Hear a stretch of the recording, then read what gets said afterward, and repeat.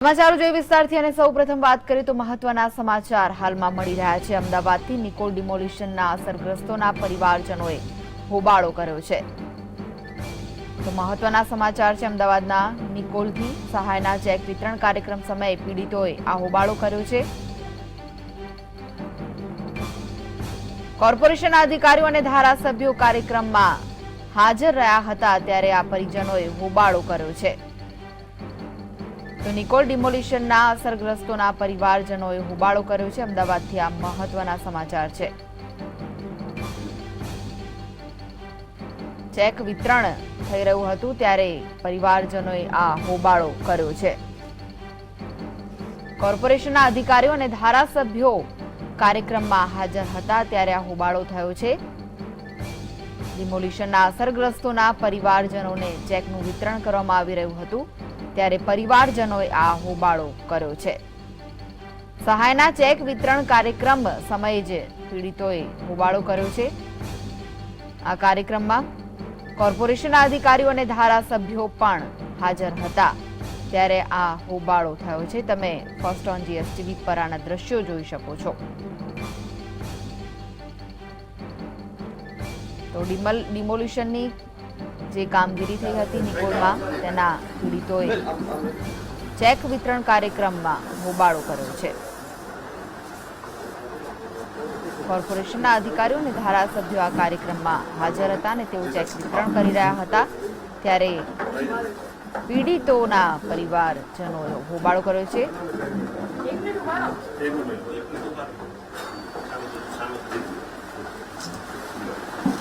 સહાયના ચેક વિતરણનો કાર્યક્રમ હતો તેમાં પીડિતોએ હોબાળો કર્યો છે। નિકોલમાં જે મહેરબાની કરીને જગદીશભાઈ અહીંયા ના આવતા મહેરબાની કરીને ચૂંટણી પ્રચાર કરવા આ લાઈનમાં બરોબર શાંતિ રાખવું ત્યારે જવાબ કેવો દીધો તો એમણે મને ચતુર્વી આવશે પાછું હવે શાંતિ રાખજો ભાઈ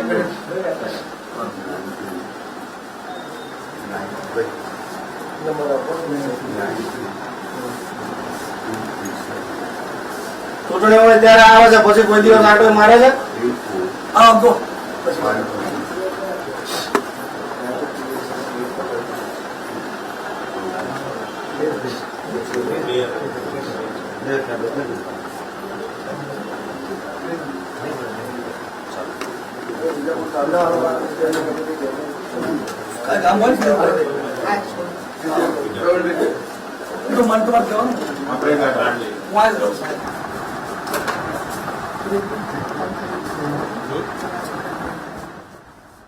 તો આ વિશે જ વધુ માહિતી માટે જોડાઈ ગયા છે અમારા સંવાદદાતા ઝલકજી।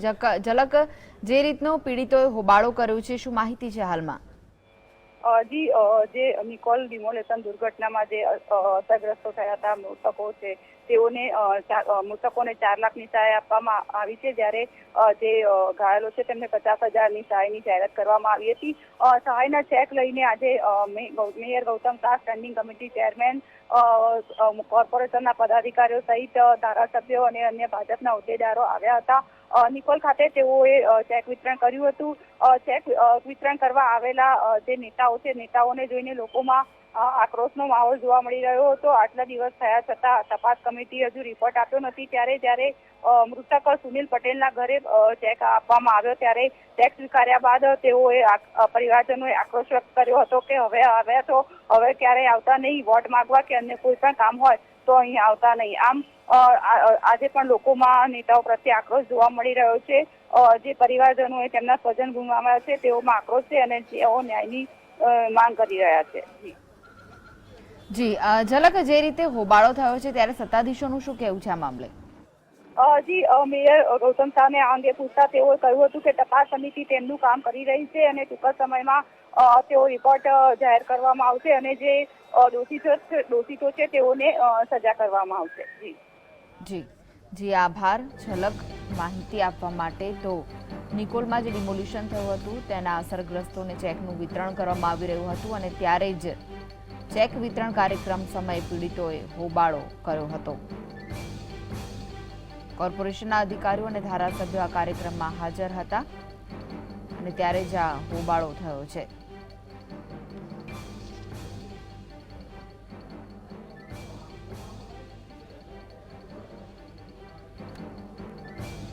તો સહાયના ચેક વિતરણ કાર્યક્રમ સમયે પીડિતોએ હોબાળો કર્યો.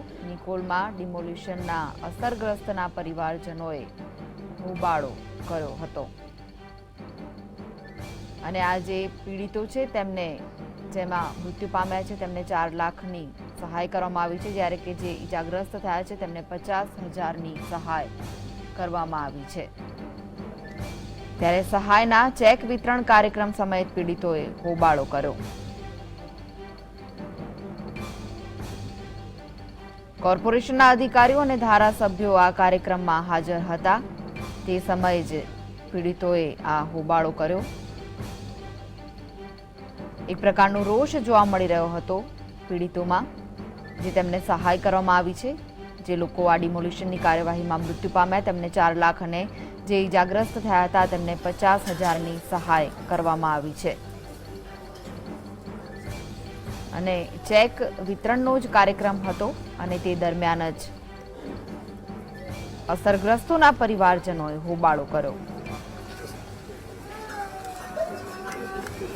એક પ્રકારનો રોષ જોવા મળી રહ્યો હતો અસરગ્રસ્તોના પરિવારજનોમાં.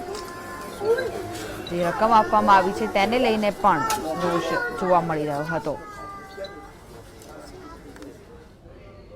તો કોર્પોરેશનના અધિકારીઓ અને ધારાસભ્યો આ કાર્યક્રમમાં હાજર હતા અને તે દરમિયાન જ હોબાળો થયો.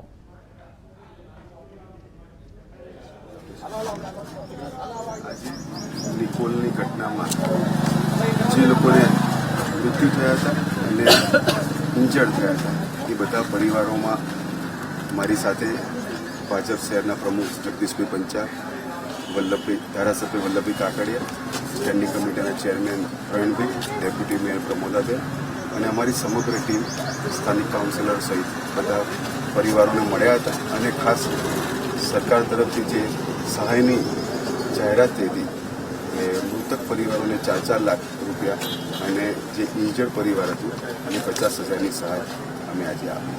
તો સાહેબ, તપાસના નામે હજી પણ સમય જઈ રહ્યો છે, લોકોમાં હજી પણ રોષ છે. મુલાકાત દરમિયાન ક્યાંક રોષનો પણ સામનો તમને કરવો પડે છે. શા માટે આટલો સમય લેવાય છે? હજી સુધી કોઈની જવાબદારી નથી. તપાસ કમિટીના અમે ફોલોઅપમાં છીએ. ડેપ્યુટી કમિશનરશ્રીઓ જે તપાસ કમિટીમાં છે એ સવારથી દરરોજ 2 વાગ્યા સુધી અલગ અલગ તેના વેપારી અને સ્થાનિક લોકોને મળી રહ્યા છે. ખાસ તપાસ કમિટી એના પૂરતા પ્રયત્ન કરી અને ઝડપથી તપાસ થાય એ દિશામાં અમે પણ એમને સૂચના આપી છે અને આવનારા દિવસોમાં તપાસ કમિટી ઝડપથી રિપોર્ટ આપે તેવી ભવિષ્યમાં આપણે શું પ્રિકોશન્સ રાખશું આ પ્રકારની ડિમોલિશનની કામગીરીમાં? આના સંદર્ભમાં એસ્ટેટ વિભાગની એક આખી અમે મિટિંગ કરીને એક ગાઈડલાઈન નક્કી કરીને ડિમોલિશનની એક પ્રક્રિયા